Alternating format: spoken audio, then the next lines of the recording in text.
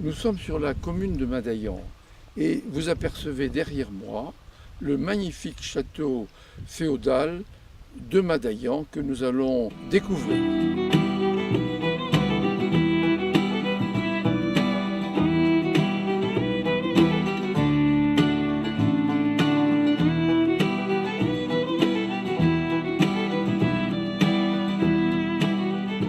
Il est maintenant très agréable de vous dire deux mots sur l'histoire du château de Madaillan. Ce château de Madaillan n'est pas un château de famille. C'est une ruine qui était totalement abandonnée et dont tout le monde pensait qu'elle ne serait jamais restaurée. Il y a 28 ans que nous y travaillons.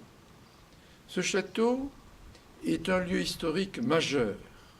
Il est le témoin des grands affrontements pendant la guerre de 100 ans avec les Anglais, en subissant deux terribles sièges, en 1338 puis en 1350, et il est le témoin des horribles guerres de religion entre catholiques et protestants, puisque à cette époque-là, le château de Madaillan était huguenot et sa position stratégique par rapport à la ville d'Agen catholique a fait de ce château un lieu de combat. C'est ainsi que, sur ordre des autorités de l'époque, le maréchal de France Blaise de Montluc est arrivé ici le 7 janvier 1575 avec son artillerie et escorté de 3000 soldats pour essayer de le détruire, de le prendre et le détruire.